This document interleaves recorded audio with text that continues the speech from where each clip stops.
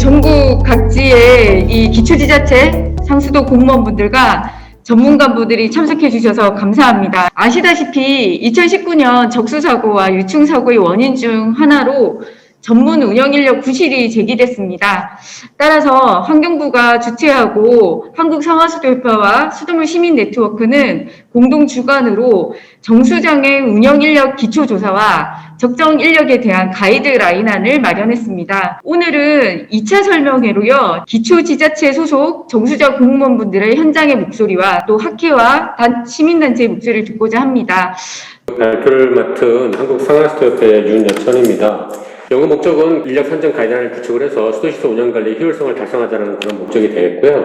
환경부에서 2011년도까지 썼었던 단위공정 5단계 구분입니다. 5단계가 완전한 이제 고도 자동운전이 되겠습니다. 그래서 이런 정시장 보면 이제 법정 관리 배치 인력이 있습니다. 저희가 보니까 총 14개 정도의 정수시설 운영관리사부터 배치를 해야 되는데, 특히 분단위 같은 경우에는 비율이 많이 낮은 것을 확인할 수 있었습니다. 각 정수장의 어떤 특성을 고려해서 추가를 할 수 있도록 가이드라인에 명시를 할 얘기입니다. 저희가 이제 선정했던 걸 보면 결국에는 이 시설 용량별로 총원을 이제 제시하는 그런 건데, 총원을 딱 제시해 놓고 나면 청원경찰이라든가 계약직들이 실질적으로 채용하기가 용이하다 보니까 지자체에서 청원경찰 위주로 충원할 수가 있겠죠. 그래서 저희가 이번에 조사했던 결과를 바탕으로 해서 전국과 특별시 시군별로 공법별로 청원경찰과 행정직 기술직의 비율을 조사를 했고요. 그래서 저희 생각은 가이드라인에서 청원경찰에 대한 부분은 이 정도 수준이 적정하다. 가이드라인 구성은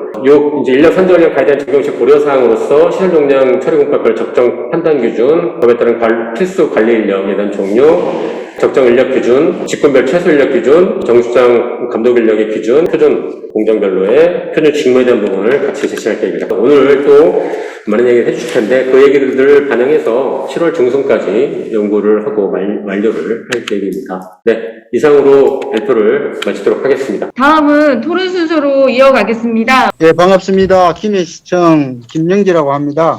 정수장의 그 용량을 가지고 적정 인력을 산정을 하셨는데, 예를 들어서 20만 톤 정수 능력일 경우 한 계열로 20만 톤과 10만 톤에서 또 10만 톤이 증설이 된 정수장이 2계열로 되어 있을 경우에는 인력 요인이 증가 요인이 발생이 되니까 여기에 산식에 반영해야 되지 않을까. 김해시 같은 경우는 정수장이 2개가 있습니다.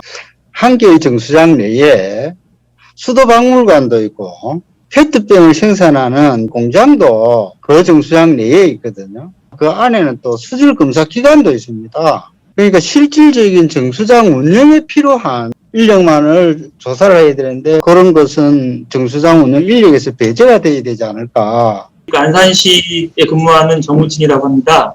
첫 번째는 그 정수장 인력을 양에 대해서만 좀 조사가 된 것 같아요, 사실은. 실질적으로 운영할 수 있는 기술력이 있는 분들이 좀 많이 확보가 돼야 정수장 운영에 좀 도움이 되는데, 지금 현재 정수장을 운영하시고 계신 분들이 나이가 많습니다. 점점점 이렇게 퇴직을 하고 있는데 젊은 인원들은 들어오지가 않아요, 지금. 이유가 정수장에 오면 근무 성적 평가에서 낮은 등급을 받습니다. 중앙정부 차원에서 좀 인센티브라든가 아니면 전문관 제도 실시해 주시면은 어느 정도 좀 해소가 될 것 같은데, 그런 문제를 좀 해결할 수 있으면 좋겠고요. 사실 지금 여기 참석하고 있는 모든 분들은 정수장에 근무하신 분들이잖아요. 근데 이런 인력 문제를 해결하는 곳은 사실은 정수장이 아니거든요. 이런 토론을 할 때 사실은 실질적으로 인력을 운영할 수 있는 그분들도 좀 참석할 수 있는 방안을 좀 마련해 주셨으면 좋겠고요. 가능하다면 가이드라인이 아니라 시행규칙이라든가 지침, 법적으로 좀 벌칙 조항이 있다든가 법적인 뒷받침까지 좀 생각을 해줬으면 좋겠다는 게 제 생각이고요. 마지막으로 작은 정수장이랑 지방 쪽에는 정수시설 운영관리사 비율이 거의 아마 힘들 거라고 생각을 해요. 특히 1급 같은 경우는 저도 1급 공부를 하고 있는데 문제 난이도의 수준이 사실은 거의 기술사 수준을 뛰어넘습니다. 정수시설 운영관리사잖아요. 정수장을 운영하는 데 필요한 인력에 대한 자격을 검증하는 데인데, 그거는 완전히 정수장을 설계하고 수도시설까지 완전히 다 마스터하는 그 정도의 지식을 요하거든요. 한번 환경부에서 같이 좀 고민해 주셨으면 하는 게 저의 생각입니다. 저는 그 제주대학교에 근무하고 있는 김진균이라고 합니다. 제가 보기에는 이제 용인별로 이렇게 구분하셨습니다만 그 최저 인원에 대한 고려도 좀 필요하지 않을까 생각이 듭니다. 이제 안전에 대한 고려도 하셔야 되기 때문에 여러 가지 그 시설이 있기 때문에 그 아무리 규모는 적더라도 복수로 이렇게 근무할 수 있는 그런 여건이 되어야 되지 않나 이런 생각이 듭니다.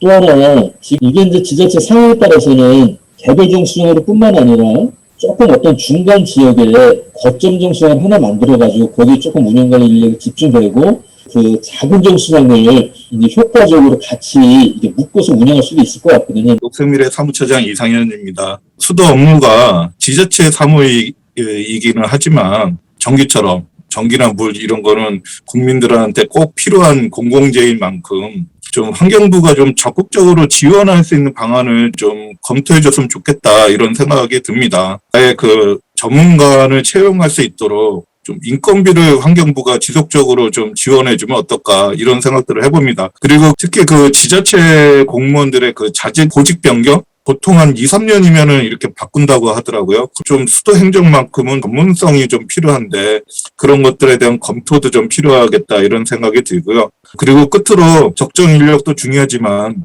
전문성 확보 방안도 굉장히 중요해서 그 후속으로 아예 환경부가 연구를 줬으면 좋겠어요. 말씀들 잘 들었습니다. 김해시 사례를 얘기를 하셨는데 저희도 지금 이제 이 부분은 사실 고민을 못했던 부분이었는데 그것에 대해서는 어떤 방법이 더 타당한지를 좀 고민해서 가이드라인에 기준을 좀 제시할 수 있도록 이렇게 하겠습니다.